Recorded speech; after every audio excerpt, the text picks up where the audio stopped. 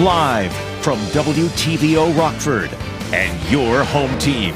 Eyewitness News at 5 starts now. Back on the stand, witnesses in the 2019 killing of a deputy at a Rockford hotel tell the jury what they saw that day. Plus, Rockford police arrest nearly half a dozen teenagers. The kids face a whole list of charges connected to the car the teens were found in. And keeping pedestrians safe in Rockford, the new construction to help people cross one of the city's busiest streets. Good evening, I'm Mimi Murphy. And I'm Eric Wilson. FBI agents testify about what they found in the hotel room of the man charged with killing a sheriff's deputy in Rockford. Floyd Brown's trial continued today. Rachel Perry once again sat in. She joins us now live outside Rockford's federal courthouse with a rundown of the testimony. Rachel? Mimi and Eric, keep in mind we've still only heard from just more than half of the witnesses the prosecution could call to testify. If you remember last week, ISP officers and the FBI testified to finding 2 rifles and nearly 9 boxes of 9mm ammunition in Brown's car after he was taken into custody. Today, a former FBI agent testified to finding 2 9mm pistols and nearly 200 live rounds of rifle ammunition in a duffel bag under the bed of hotel room 305, where they say Brown was staying. Adding they found several bullets in the door and wall of his room, along with room 306 across the hall, saying they also found a ballistic vest inside 305. Later on, a former Rockford police sergeant testified to finding 2 rifle casings under the window of room 305. Deputies say Keltner's body was found nearby. He also claims a bush under the window appeared freshly damaged. Again, if we take a look back to Friday's trial, a paramedic testified saying Brown told him he fell from a 3rd-story building, hurting his back, but would not elaborate. Coming up tonight at 6, I'll have more on who we could expect to hear from as the trial continues. But for now, reporting live in Rockford for your home team, I'm Rachel Perry. All right, Rachel, thanks for that report. 5 14-year-olds are under arrest accused of stealing a car in Rockford. On Thursday, Rockford police found a car at the mobile gas station on Broadway. 6 teens were sitting in the car. One of them walked into the gas station. The car then drove off. Police found it parked nearby and say the other 5 teens went back to the gas station. The teens ran. Police caught 5 of the 6. All are 14-year-olds from Rockford. One is charged with possession of a stolen car. The others are charged with criminal trespass to a vehicle and resisting arrest. 2 Rockford teens are charged with having a gun. Police stopped a car early yesterday morning at East State and Prospect. Police say the 15-year-old front passenger had a gun with a laser light and extended magazine, and a 13-year-old in the back seat had a loaded gun. He also had an outstanding warrant for his arrest. The other 2 teens in the car were released to their guardians. We're still waiting to hear more from investigators after someone shot and killed a man outside Cherryvale Mall. Cherry Valley police say that man was hit several times in the parking lot Saturday. It happened outside Macy's. Police believe it was a targeted attack. We reached out to the mall about the shooting. Management says, quote, "We are deeply saddened by the incident. We appreciate the quick response of CVPD and the other area agencies. Over the next several days, customers can expect an increase in police coverage." The Red Cross helps more than 30 people after a fire at an apartment complex in Rockford. Firefighters were called to this building on Conklin Drive just before 5 yesterday. That's near North Rockton Avenue in Halstead. No one was hurt, but the building has substantial damage. Investigators tell us the fire started in the basement. They consider it an accident.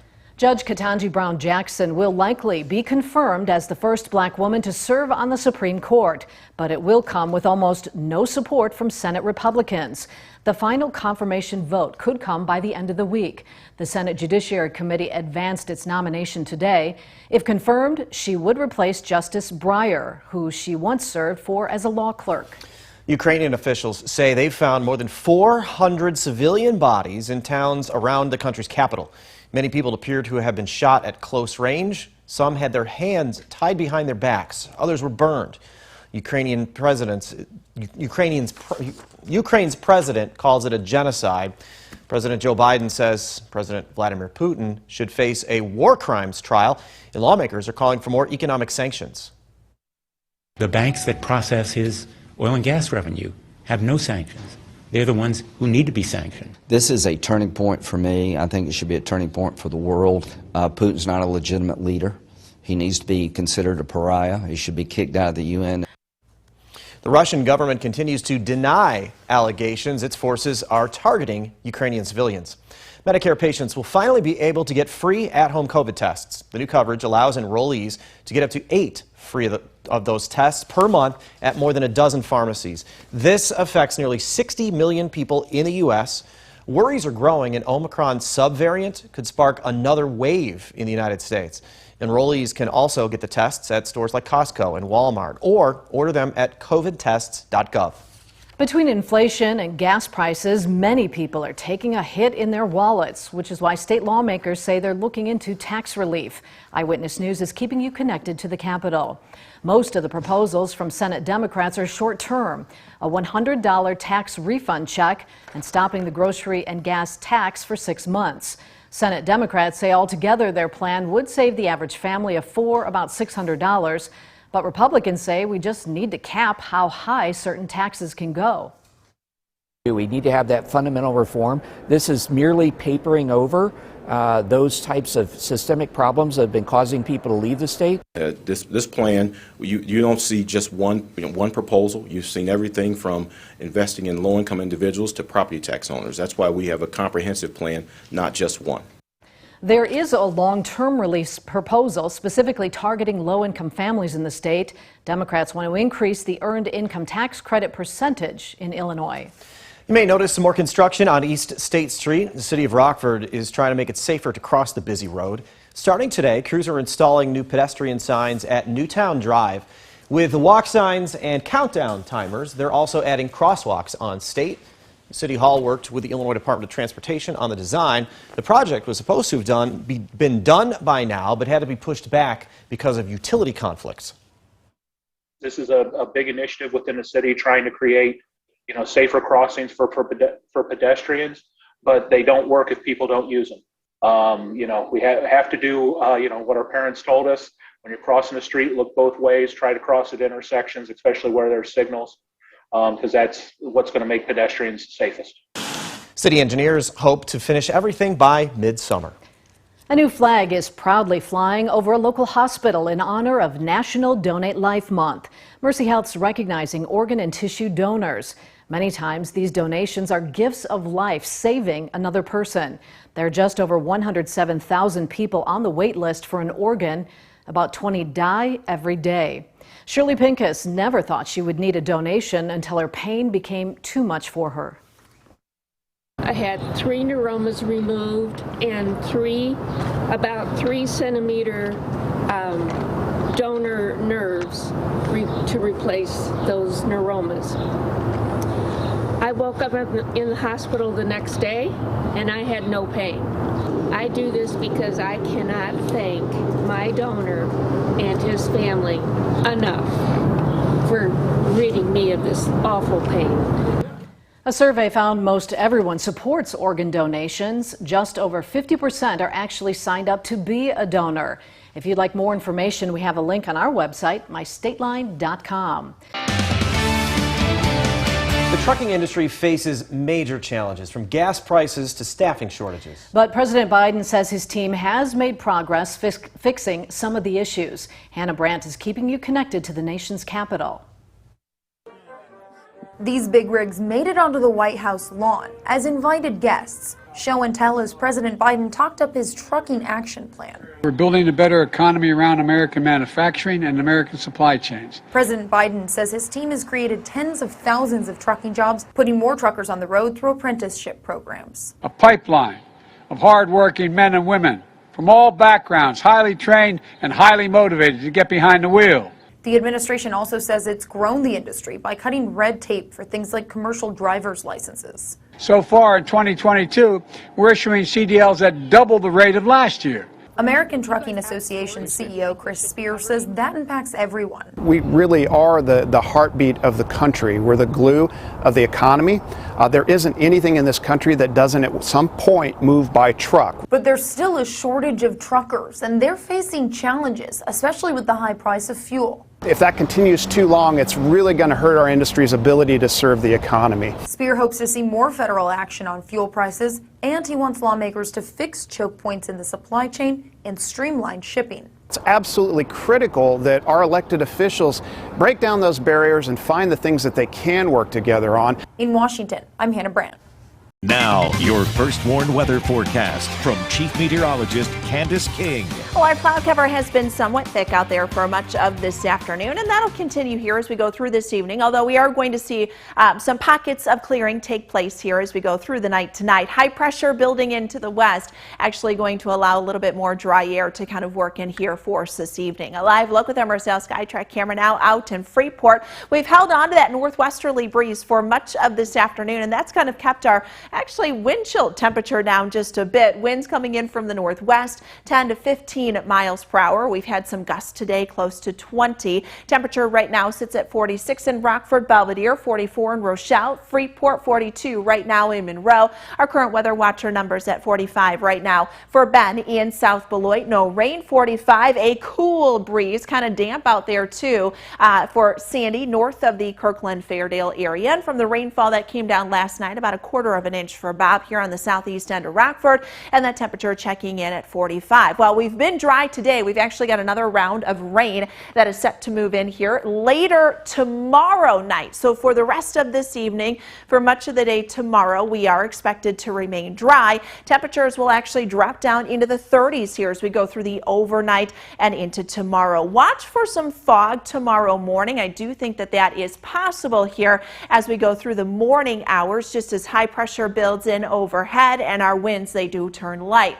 Cloud cover is set to return though, so even if we do clear out some and we start the day off with a little sunshine, I think our skies are going to turn mostly cloudy for much of tomorrow afternoon. Temperatures though with the southerly wind should be able to make it back into the 50s, at least mid 50s for us. Isolated shower possible during the afternoon and early evening. Better chance will arrive with the arrival of a cold front that comes in tomorrow night. We also pull in a lot of moisture out ahead of this front, so that is going to bring us some heavier downpours after about 9-10 o'clock tomorrow evening. Temperatures are going to stay very mild during that time too. May have a rumble of thunder, but no severe weather expected. This is actually going to quickly move out after midnight tomorrow night, and we are going to start our Wednesday off with some sunshine and mostly dry conditions. We'll see sun even though that cold front comes in. Temperatures will rebound back into the mid and upper 50s for Wednesday afternoon. But we've got a pretty cold pocket of air coming in up above. So you've got that cold air, warm sunshine that builds some instability, and we get some clouds that pop up for the afternoon as a result, and a few isolated showers that could come down. Some of these showers might actually have some small hail with them late afternoon and evening. No severe weather expected, but just given a little bit of instability, some gusty winds are possible with any shower that does develop. After that, we'll start to see temperatures drop off a little, and our numbers will cool Thursday and Friday. As far as additional rainfall, well, you know what? We're just going to put in some numbers here. We've got about another 1/4 of an inch to 1/2 an inch of rain coming up from tomorrow night into early Wednesday. Now, I mentioned, guys, those temperatures going up into the 50s. We drop down into the 40s here by the end of the week, but I do think we warm up here as we get into early next week. Those temperatures in the 60s, and we may even hit 70 degrees. Just depends on the timing of a warm front. Now sports with sports director Scott Lever. March Madness has spilled over into April simplicity. It's now 2 teams, 1 game, and 1 championship at stake tonight. Either Kansas or North Carolina will add to its already impressive collection of championships. The Jayhawks are #1 seed. They've looked every bit like it. They've had a softer road to the championship game than the other #1 seeds had through the tournament. North Carolina was seeded 8th going into the tournament. That seems rather ridiculous now based on what we've seen from the Tar Heels the last 3 weeks. They're very athletic, they have good size, and they don't beat Duke unless you're a very good team, right? So the Jayhawks have an extremely experienced team, shocking in this era of one-and-done players and the transfer portal. The big question on my mind going into this game is, will North Carolina have a letdown after knocking off its rival in the Final Four? You wouldn't think any team would have a letdown when it's playing for a national championship. These are very young guys that we're talking about here. I think we're in for a heck of a game tonight. I'll take the Tar Heels in a nail-biter, 74-71. Tiger Woods says it'll be a game-time decision whether or not he plays in the Masters. Perhaps he'll bump that up to tomorrow when he holds a press conference at Augusta. Put in another practice round today, and it is stunning how good he looks coming back from the injuries he sustained just over a year ago. He is in great shape. His swing looks pretty good. And look, the crowds that have followed him during practice these last 2 days have been phenomenal. I think Tiger's going to play in this thing. Pretty much everybody thinks that he's going to be playing. He's obviously put a lot of time into preparing for this tournament. And if he does play, the TV ratings, the needle's going to be off the charts for it. Even with baseball opening this week, Tiger Woods is going to be the main attraction in the sports world by far if he does play. That's my take. We'll be right back. Candace will have another look at the forecast in just a moment. First, here's a preview of what News Nation has planned. Shocking video of people confronting cops and winning why refunding the police won't fix America's crime problem. Plus, what one NFL owner did for the league to say enough is enough. That's On Balance tonight. Here's Dan.